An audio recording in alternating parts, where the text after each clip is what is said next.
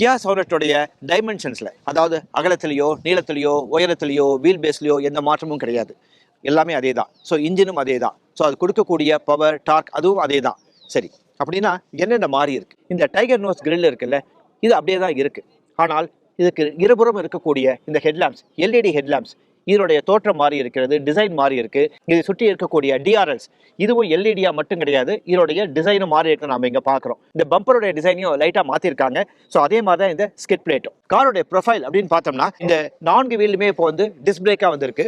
இந்த alloy wheel design மாறி இருக்கு. மாறி இருக்கிறதோட இப்போ நிறைய 4 சாய்ஸ் கொடுக்குறாங்க. நம்ம எந்த வேரியன்ட் வேணும்ன்றதை பொறுத்து இதனுடைய டிசைன் நமக்கு மாறும். ஒரு கம்பீரமான லுக்கு கொடுக்கக்கூடிய இந்த பெரிய வீல் ஆர்ச், இந்த வீல் ஆர்ச்சை சுற்றி இருக்கக்கூடிய அந்த பிளாஸ்டிக் கிளாடிங், அதே சமயத்தில் ஒரு பிரீமியம் லுக்கு கொடுக்கணுன்றதுனால தான் இந்த பெல்ட் லைன்ல ஒரு குரோம் எலிமெண்ட்டையும் கொடுத்துருக்காங்க.